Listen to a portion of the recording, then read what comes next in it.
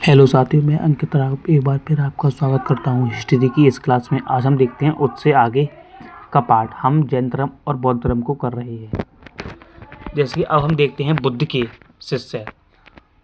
बुद्ध के शिष्य हैं तपस्वी, मल्लिक, महाकश्यप, प्रसेनजित, अजातशत्रु और आनंद। ये है बुद्ध के शिष्य हैं।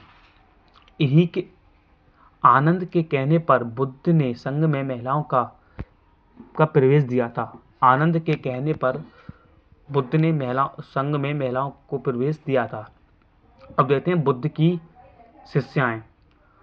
बुद्ध की शिष्याएं नंदा, मल्लिका, ओमा, महाप्रजापति गौतमी, आम्रपाली, नगरबंधु।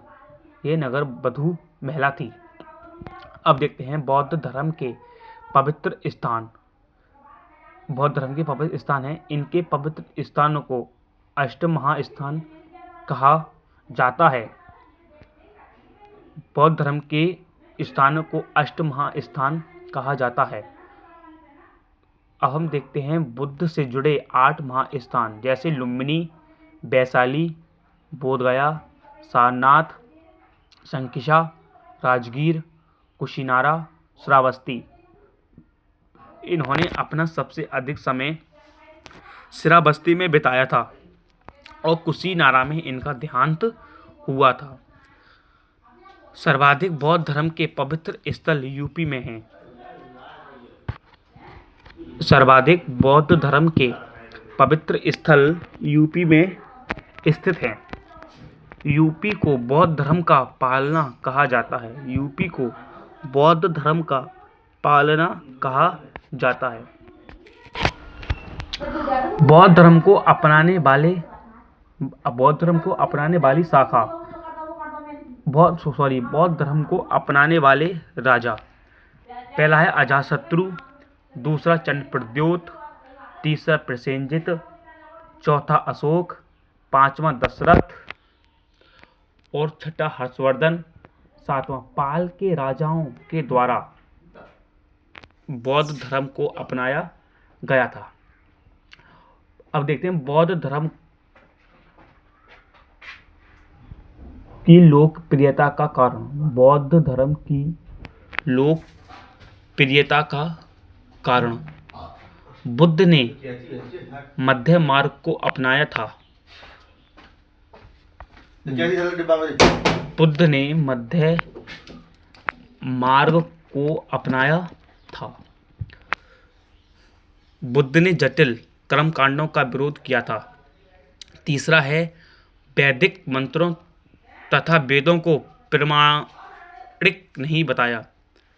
आज चौथा है आत्मचिंतन तथा अपने में परिवर्तन पर अधिक बल दिया। पांचवा है शक्तिशाली राजाओं के द्वारा बौद्ध धर्म को अपनाया गया। छठा है अशोक जैसे राजा के द्वारा दूत भेजकर अलग अलग क्षेत्रों में इस धर्म का प्रसार करवाया गया था। हम देखते हैं बौद्ध धर्म ग्रंथ। बुद्ध ने आम जनमानस की भाषा को अपनाया। बौद्ध धर्म ने जो थे उन्होंने आम जनमानस की भाषा को अपनाया था।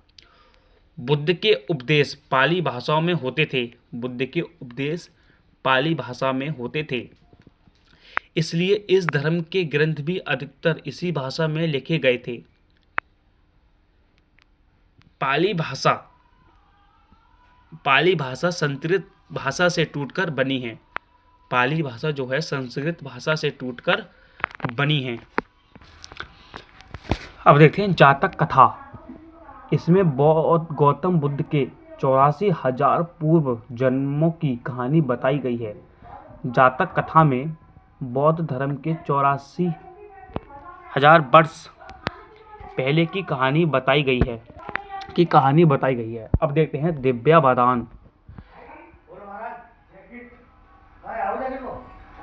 इसमें मौर्य काल से संबंधित इतिहास है। दिव्यावदान में मौर्य काल से संबंधित इतिहास है।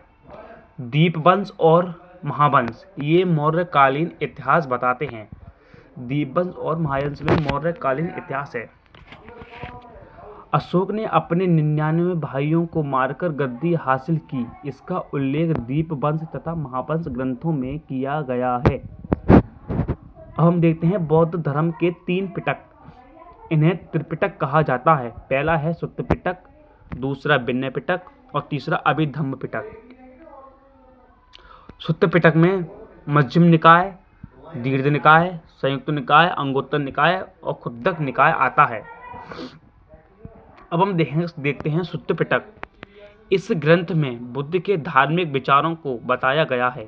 सुत्त पिटक में बौद्ध धर्म के धार्मिक विचारों को बताया गया है। विनय पिटक, इसमें भिक्षुओं से संबंधित नियम बताए गए हैं। विनय पिटक में भिक्षुओं से संबंधित नियम बताए गए हैं। अभिधम्म पिटक, इसमें बुद्ध के उपदेशों और सिद्धांतों को बताया गया है। अभिधम्म पिटक में बुद्ध के उपदेशों और सिद्धांतों को बताया गया है। बौद्ध धर्म का पतन का कारण क्या था? बौद्ध धर्म के पतन के कारण क्या थे?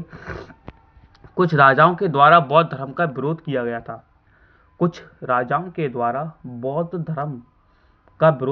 था। बौद्ध धर्म में कर्मकांड का प्रवेश, बौद्ध धर्म में कर्मकांड को प्रवेश किया। बुद्ध के द्वारा जिनका विरोध किया गया उसे ही बौद्धों ने अपनाया था। बौद्धों के द्वारा जिसका उपदेश किया गया था बुद्धों ने अपनाया था। बौद्ध धर्म का विभाजन, यह सभी बौद्ध धर्म के पतन के कारण बने। इसमें थे दो प्रकार थे, हीनयान और महायान। इनके कारण बौद्ध पूरी तरह से टूट गया। हीनयान और महायान। हीनयान जो थे ये मूर्ति पूजा के विरोधी थे और महायान मूर्ति पूजा करने के पक्ष में थे। ये बुद्ध और हीनयान बुद्ध को महापुरुष मानते थे, अर्थात बुद्ध देवता नहीं थे। महायान ये बुद्ध को ईश्वर मानते थे और हीनयान इनके अनुसार साधना पद्धति सहज होनी चाहिए। महायान के अनुसार इनकी साधना पद्धति कठोर थी। हीनयान ये पाली भाषा का प्रयोग करते थे और ये महायान संस्कृत भाषा का प्रयोग करते थे।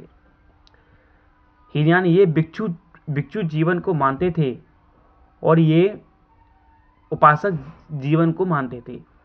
इसी कारण बौद्ध धर्म का पतन हो गया था। धन्यवाद।